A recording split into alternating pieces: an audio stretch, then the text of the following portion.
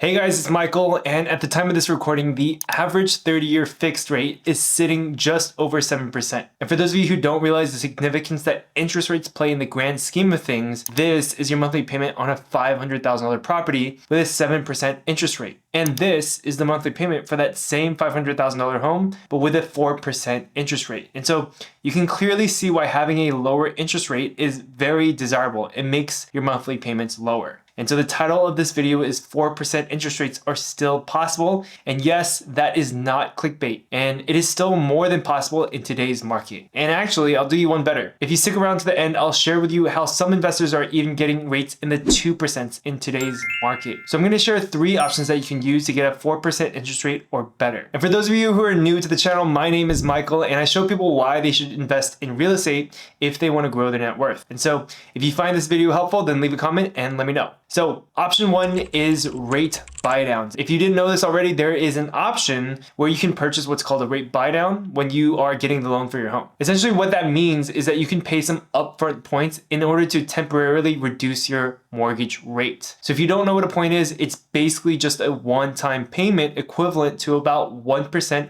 of the loan amount. So for example, if you're trying to buy a $500,000 home with a 7% interest rate and a $100,000 down payment, your loan amount is $400,000, and that means that 1 point would be $4,000, and maybe you could reduce, your interest rate by 0.25% with that 1 point. Now, it is possible to pay a ton of points and just get your mortgage rate down really, really low, but then you're gonna have to pay a lot of points to get there. So typically you can have the seller pay for these points as sort of a negotiation tool. So for example, you could say, hey seller, I'll buy your property for $10,000 over asking, but I want you to buy me 2 points in order to reduce my interest rate. So if you give the seller 10K over asking, but then you get 2 points in return to lower your interest rate, you might have paid 10K over asking, but your monthly payments would actually be lower than if you bought the home for, list price, but then got 0 points from the seller. So the first takeaway when it comes to rate buydowns is that you can have the seller pay for the points to reduce your interest rate. And one thing I'll quickly mention is that builders right now for new construction homes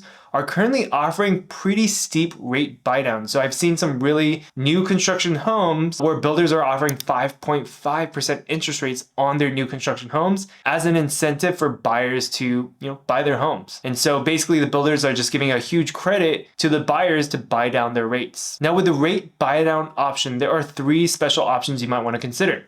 Number 1 is the 1-0 buydown.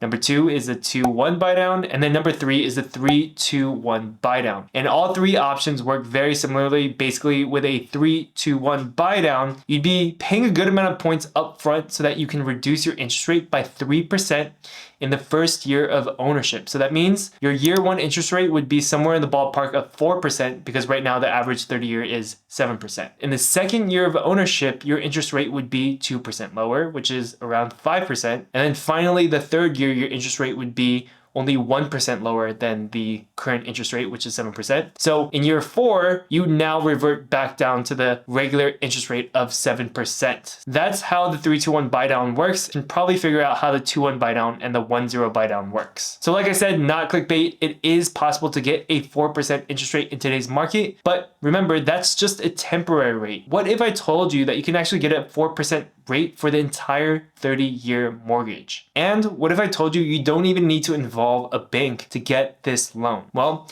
that brings me to option number 2, which is seller financing. If you keep up with the real estate investing world long enough, you know that there are certain topics within real estate investing that kind of become really popular one year, but then kind of die out the next year. Well, in my opinion, 2021, 2022 was like the year of the short-term rental boom and Airbnb and all that kind of stuff. But I think 2023 is really shaping up to be the year of seller financing, mainly because of the high interest rate environment that we're in right now. Seller financing kind of helps to combat that or mitigate that. So here's how it works. Seller financing is actually the simplest way to buy anything. It doesn't just apply to home. And I've heard of people selling their cars with seller financing. The concept works like this. this. So imagine you bought a bike. Actually, let's say that you bought a Cybertruck for $100,000 in cash. Now, I come to you and I say, hey, look, I really like that Cybertruck. I want to buy it, but I only have $20,000 with me right now. So why don't I just give you a 20% down payment today, and the rest of that $80,000, I'll pay it back to you, but I'm going to pay it back to you over the course of 30 years. Now, in my example, replace the Cybertruck with a home. And there you go.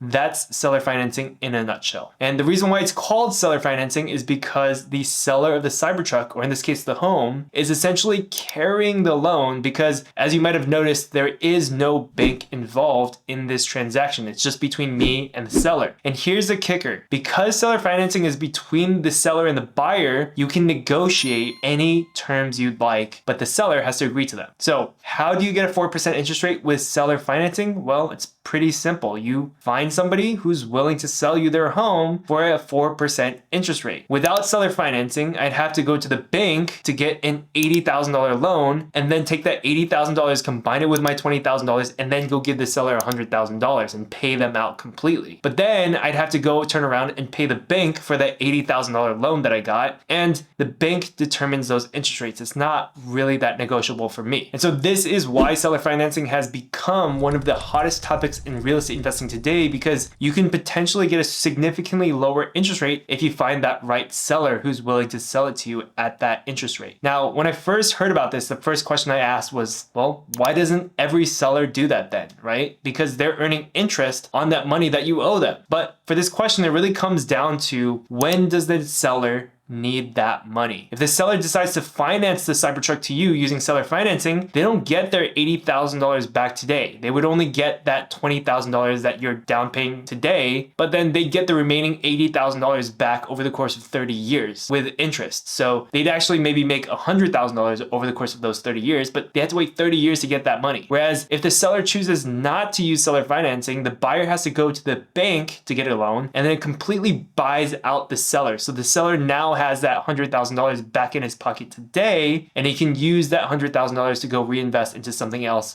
today. But there are two things you should understand about seller financing. Number one is most people want their money back today, not over the course of 30 years with 4% interest rate. And so it's pretty hard to find these type of sellers. And number two, they usually have to own the home free and clear in order to do this. So typically you might see people who are retiring opting to sell their home with seller financing because they might not necessarily need the lump sum of profit sitting in their bank account. Maybe they do want to make an increased amount over the course of 30 years and just get a passive interest payment from you for the next 30 years. So this option might sound great, but there's one thing that I noticed about doing this. When a seller agrees to using seller financing at 4%, they know that they are giving you an amazing rate. And so what I've noticed is that they typically want you to give them a much higher purchase price because they are giving you such a deal on the interest rate. So all in all, if you can find the right seller, then seller financing can be a great option. So that brings me to the third option. And with this last option, I'm going to show you how some investors are actually finding interest rates in the 2%. It's crazy right now, okay? And this final option is called subject to. This is not the same thing as seller financing, but subject to and seller financing are both under the umbrella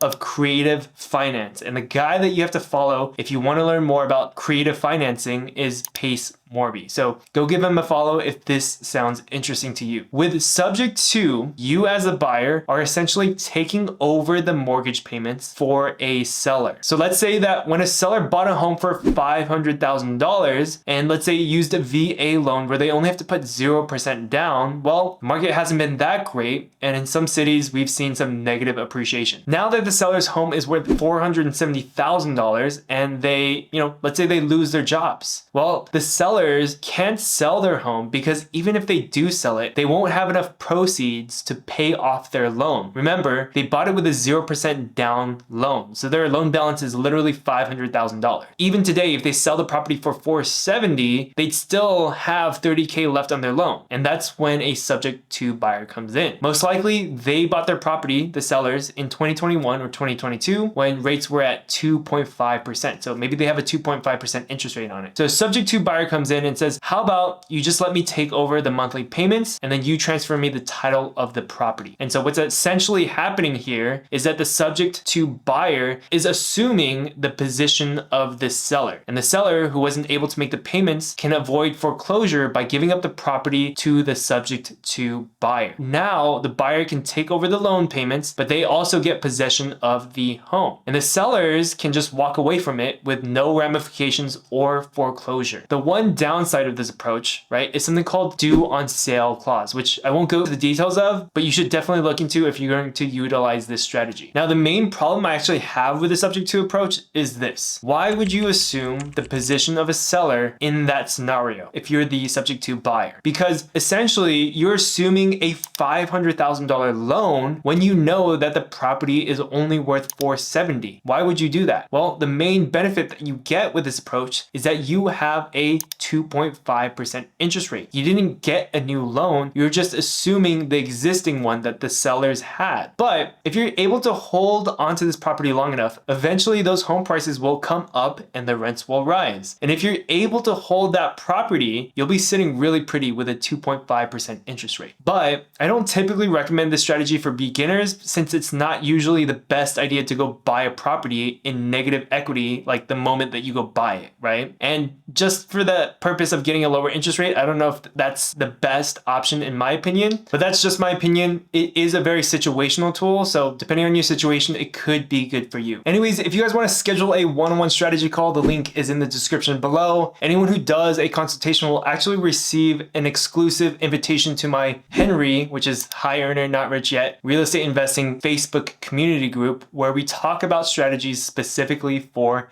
Henrys. You guys know that I always say that the style of real estate investing is wildly different for high income earners versus lower income earners. And so this is a community to help higher income earners reach financial freedom through collaboration with like-minded investors. So go ahead, subscribe to the channel if you haven't already. Leave me any feedback in the comments. If you have any questions, I reply to all my comments. So thanks for watching and I'll see you guys in the next one. Peace out, guys.